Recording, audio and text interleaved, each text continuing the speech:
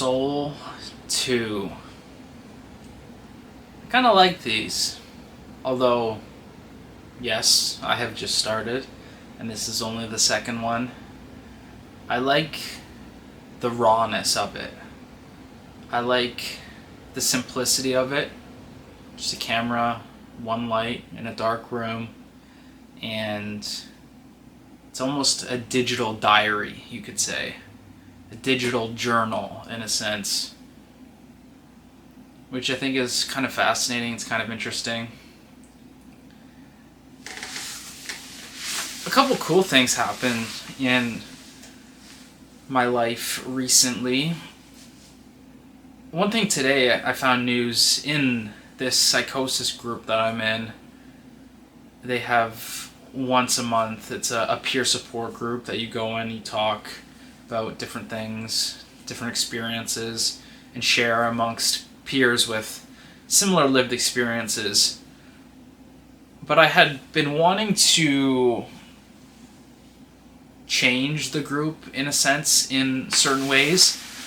I always thought it would be better if there were no exterior people that hadn't had the same lived experiences, or if there were the people that haven't actually gone through psychosis, if they weren't in the group, it would be easier to be open and genuine about things, because I don't think I'll ever truly be able to share everything that happened during those states, some of the ideas, the thoughts, the things that I perceived as happening.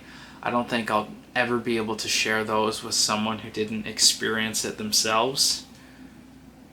And another cool thing that happened recently is I got invited to go and speak at a university about mental health and psychosis and some of my experiences with a few other people from this program that I'm in.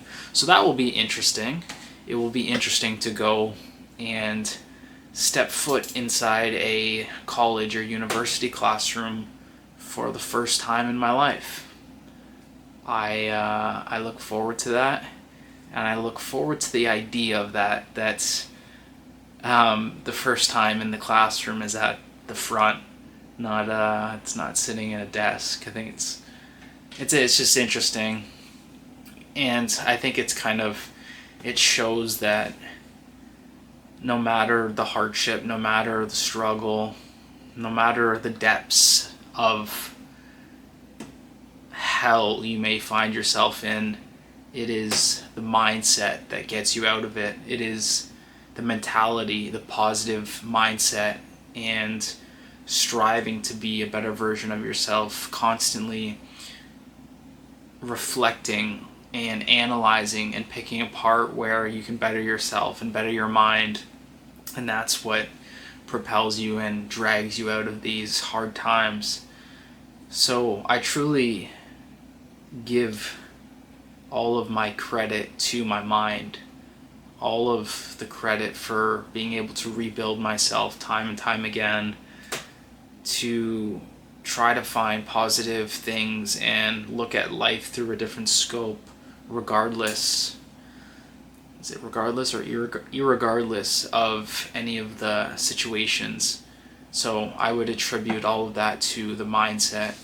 And I'm going to repeat this time after time, is your mind is the strongest tool you have in your toolbox of things that you can carry with you in this world. The mind is so powerful. It's so beyond our comprehension of what we can do with the mind and what the mind is. We will never know the depths of what the mind actually is. So that's kind of where I'm at with that. I'm always thinking about the mind. And in terms of other news, I sat down with a friend today to do an episode of my show. We got through 20 minutes and I ran out of recording footage. I ran out of recording footage on my SD card, and just that's a newbie mistake, you could say. And it's funny because earlier I was driving and I was thinking about how Lex Friedman does this podcast, and I remember in an episode someone saying, "Oh, you're a one-man band. You do everything. You set up the cameras, the recording, the audio, the lighting." And I was thinking, "Oh yeah, that's pretty interesting. I wonder how he does checks and balances of sound and everything to make sure it's all working while he is recording." And funny enough, the same day I go in to do my show with someone, I have a technical difficulty running out of storage on the SD card. But you do things, you experiment with new things, and you run into problems. And once you run into those problems, you now know that that problem exists. So there's no shame, it's a small hiccup. And ever since I decided to start streaming, decided to start making content, it's truly elevated my brain in so many different ways. The capacity to start learning new things and rewiring the brain and building new neural networks. It's almost, once you can realize that when you don't know how to do something, all it takes is trying to do the thing and then learning how to do the thing. Or it's so easy. Use ChatGPT, use AIs, and work with it and work through any problem you have. There is no problem you cannot solve without the help of AI. Going back and forth. How do I set this up? How do I have this technical difficulty going on. I have this camera difficulty going on.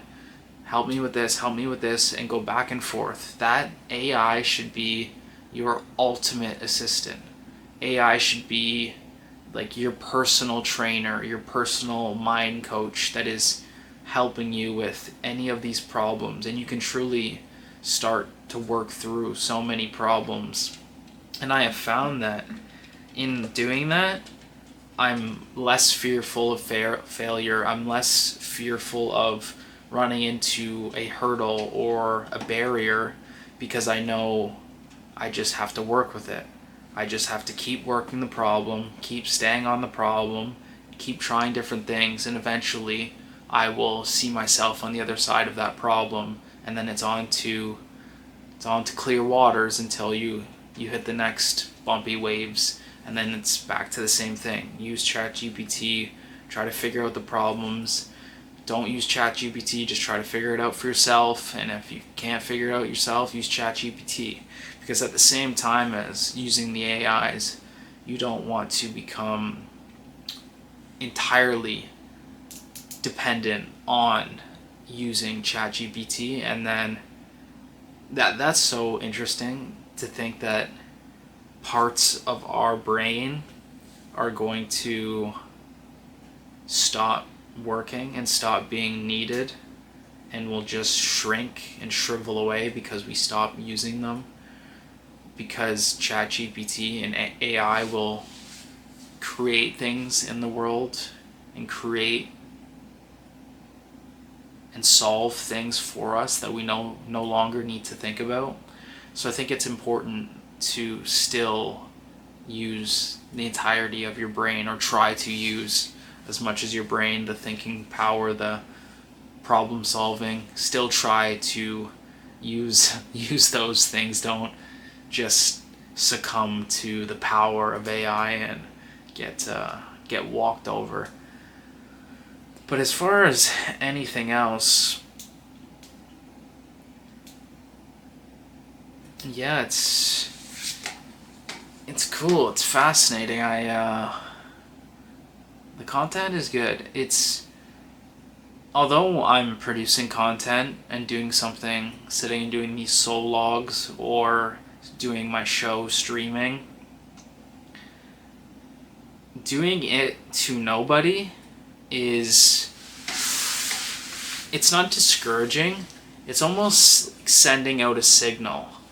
And the more you do it, the more consistent you have in doing it and posting, obviously the better you'll get at just doing whatever the thing it is you're doing, but the signal will become stronger, and that stronger signal will then attract people to whatever the thing is that you're doing, like moth to a flame.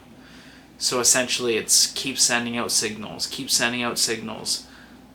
but don't warp and bend into something you're not, just to try to get a little hit of dopamine off of someone interacting with your work or interacting with who you are. I think that defeats my mission and defeats what I'm trying to do. So it's send signals into the void, and eventually they'll be picked up loud and clear.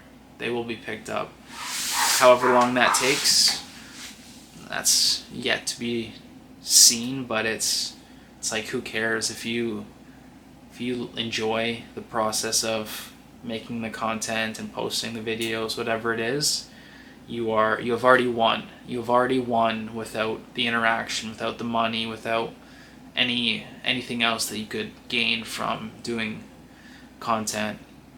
The thing I'm ultimately looking for is like-minded individuals.